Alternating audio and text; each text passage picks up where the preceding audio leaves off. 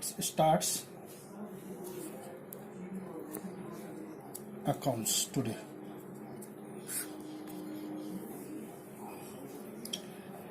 Accounts की need हमें business के ट्रांजैक्शंस को रिकॉर्ड करने के लिए रिक्वायर्ड होती है। इसका सबसे पहले इसकी एक साइकिल होती है। साइकिल में सबसे पहले हम जो करते हैं वो जर्नल एंट्रीज को रिकॉर्ड करते हैं। Then we prepare ledgers, then trial balance, then trading and PL, और lastly we lift balance sheet. कहने का सेंस ये है कि जर्नल एंट्रीज हमारी फंडामेंटल ऑफ अकाउंट्स होती है। जर्नल एंट्री से ही हमारा बेस है, उसी से ही इतनी बड़ी बिल्डिंग का कंस्ट्रक्शन होता है या इतनी बड़ी साइकिल का कंस्ट्रक्शन होता है। तो अब जर्नल एंट्री के लिए हमारे पास हमें ये नॉलेज होना जरूरी है कि अकाउंट्स कितने टाइप के होते हैं। तो अकाउंट्स हमारे 3 टाइप के होते हैं। काइंड्स ऑफ अकाउंट्स हमारे हैं। Number 1 personal account, number 2 real account, number 3 nominal account.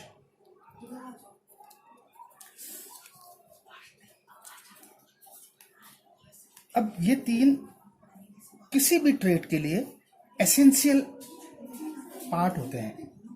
Essential part होते हैं किसी भी ट्रेड के लिए। पर्सन का होना भी जरूरी है, चाहे बिजनेस को चलाने के लिए हो, चाहे कस्टमर के साथ डील करने को हो, हमें पर्सन की जरूरत पड़ती है। इसलिए एक कैटेगरी बनी है पर्सनल की, और दूसरा रियल। रियल मीन्स हमें एसेट्स की जरूरत होती है, चाहे हमें सेल आउट करना हो, चाहे हमें कोई ऐसी एसेट्स हो जो हमें फैसिलिटेट करेगी बिजनेस में, उसके लिए भी हमें एसेट चाहिए। यानी ये एसेंशियल कमोडिटीज या एसेंशियल एसेट्स हैं जो बिजनेस के लिए चाहिए ही होती हैं। पर्सन का होना भी जरूरी है, एसेट्स का होना भी जरूरी है, और हमारे बिजनेस का एक मोटिव होता है प्रॉफिट अर्न करना। तो प्रॉफिट अर्न करने के लिए हमारे को उसको कुछ खर्चा भी करना पड़ता है। तो उस सेक्शन को हम कवर करते हैं नॉमिनल अकाउंट में। ठीक है, तो ये 3 बेसिक चीजें हमें रिक्वायर्ड होती हैं। आज हम बात करेंगे पर्सनल अकाउंट के प्रिंसिपल के बारे में, और कुछ जर्नल एंट्रीज के ऊपर इसके फोकस करेंगे। मैं सबको इकट्ठा नहीं समझाना चाह रहा हूं, मैं एक एक हेड ऑफ अकाउंट्स को समझा करके फिर उसके ऊपर जर्नल एंट्रीज लिखेंगे। पहले principle, then we will lift journal entries. तो यहां पर जैसे हमारे पास है पर्सनल अकाउंट। जर्नल एंट्री के लिए हमारे को 2 सेक्शन का मालूम होना जरूरी होता है, एक डेबिट सेक्शन और एक क्रेडिट सेक्शन। किसी भी जर्नल एंट्री को कंप्लीट होने के लिए हमें 2 सेक्शंस का मालूम होना जरूरी होता है कि डेबिट में क्या होगा और क्रेडिट क्या होगा। तो अब पर्सनल अकाउंट में जो पर्सनल अकाउंट का अपना प्रिंसिपल है वो है रिसीवर इज ऑलवेज डेबिटेड,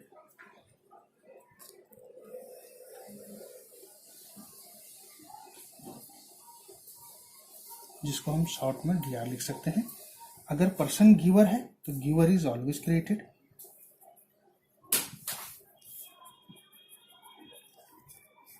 ठीक है, आज हम इसी के ऊपर बात करेंगे। तो यहां पर पर्सन का मीनिंग ह्यूमन बीइंग तो है ही, सुनील, अनिल, राधा।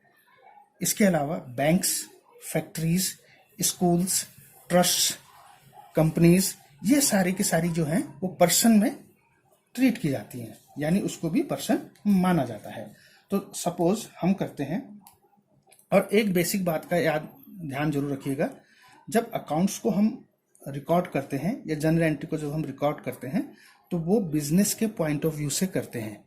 यानी बिजनेस की जो अपनी एंटिटी होती है वो बिजनेसमैन से सेपरेट होती है।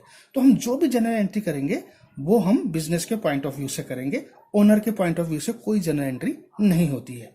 ये ध्यान रखिएगा। अगर ओनर भी बिजनेस के साथ बिजनेस से कुछ ले जाता है तो वो भी रिकॉर्ड होगा, अगर ओनर बिजनेस को कुछ देता है तो वो भी रिकॉर्डिंग होगा।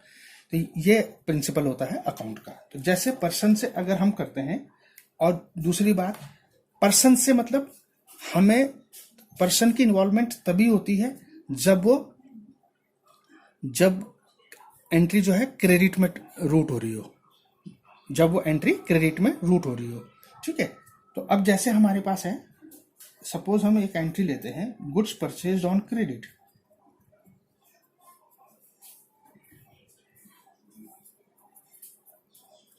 ₹1000। ठीक है, तो गुड्स हमारे यहाँ आ रहा है, ये रियल अकाउंट का प्रिंसिपल है, जो मैंने अभी लिखाया नहीं है, बट मैं आपको इसमें समझा देता हूं। रियल अकाउंट का प्रिंसिपल होता है what comes in is debited और what goes out is credited, यानी बिजनेस के अंदर जो आता है उसे डेबिट करते हैं और बिजनेस से जो बाहर जाता है उसे हम क्रेडिट करते हैं। तो यहां पर हमारे पास एक गुड्स है और एक हमने क्रेडिट में खरीदा राम से, goods purchase on credit from Ram. तो यहां पर देखो क्रेडिट टर्म्स यूज हो गई और एक पर्सन हो गया। तो अब हम यहां पर एंट्री को करेंगे what comes in is debited, यानी रियल अकाउंट का प्रिंसिपल के हिसाब से जो बिजनेस के अंदर आता है उसे डेबिट करते हैं, तो हम गुड्स को डेबिट करेंगे, यहाँ पर गुड्स अकाउंट डेबिट। और यहाँ पर एक पर्सन है और वो गिवर है, वो हमें दे रहा है, तो गिवर है तो इसलिए वो क्रेडिट हो जाएगा टू राम्स अकाउंट 1000। तो हम नरेशन पास करेंगे गुड्स परचेज्ड फ्रॉम राम। दूसरा, हम सेल भी कर सकते हैं, तो हमने किया गुड्स सोल्ड टू श्याम ₹1500। तो यहां पर गुड्स है और श्याम है। अब श्याम यहाँ पे रिसीव कर रहा है, तो श्याम को हम यहाँ पर डेबिट कर देंगे, श्याम डेबिट, क्योंकि ये पर्सन है और ये रिसीव कर रहा है, रिसीवर हो गया, तो रिसीवर को हम डेबिट करते हैं। अब जब हम सेल करेंगे तो हमारे यहाँ से गुड्स जाएगा, तो रियल अकाउंट का प्रिंसिपल क्या है, what goes out is credited, तो हमारे यहाँ से सामान जा रहा है, तो हम उसको यहाँ पर लिखेंगे अभी टू गुड्स। जब एडवांस लैंग्वेज में जाएंगे तो तब इसको सेल हम डिनोट करेंगे, अभी हम गुड्स ही लिखना चाह रहे हैं। 1500 being goods sold on credit। ठीक है, नेक्स्ट, ये तो सामान से हो गया। अब सपोज हम बैंक में जमा करते हैं, तीसरी एंट्री, मैंने क्या कहा, बैंक भी पर्सन माना जाता है, तो cash deposited in bank into bank ₹1000। तो यहां पे देखिए कैश हमने डिपॉजिट किया, तो अब ये कैश किसने रिसीव किया, बैंक ने, बैंक एक पार्टी हो गई, तो बैंक को हम पर्सन मानते हैं, तो बैंक रिसीवर हो गया इस टाइम, तो बैंक डेबिट हो जाएगा, बैंक डेबिट। और हमारे यहां से कैश जा रहा है तो टू कैश। ये रियल अकाउंट का पार्ट है या पर्सनल का पार्ट है, पर्सन में जो रिसीव करता है वो डेबिट होता है, तो बैंक रिसीव कर रहा है तो इसलिए डेबिट हुआ। कैश हमारे यहाँ से बाहर जा रहा है, तो जो हमारे बिजनेस से बाहर जाता है उसे हम क्रेडिट करते हैं। ठीक है, तो ये हो गया 1000 कैश डिपॉजिटेड इनटू बैंक। अब हम बैंक से निकाल भी सकते हैं, तो cash withdrew from bank for office use 500 रुपये। ठीक है, तो अब बैंक से हमने पैसे निकाले 500 रुपये और ऑफिस में लेकर के आए, तो ऑफिस के अंदर क्या आया, हमारे पास कैश आया, तो कैश रियल अकाउंट का हिस्सा हो गया। कोई भी चीज हमारे पास अगर आती है और वो एसेट्स है, बिजनेस के अंदर आती है, तो उसको हम डेबिट करते हैं, तो यहाँ पर हम कैश को डेबिट करेंगे रियल अकाउंट के प्रिंसिपल के बेसिस पे, what comes in is debited, तो हमने कैश को यहाँ डेबिट कर दिया। अब हमें इस पैसे को किसने दिया, बैंक ने, बैंक गिवर हो गया, और बैंक को मैंने क्या बोला है यहाँ पर पर्सन, तो वो गिवर हो गया, तो टू बैंक।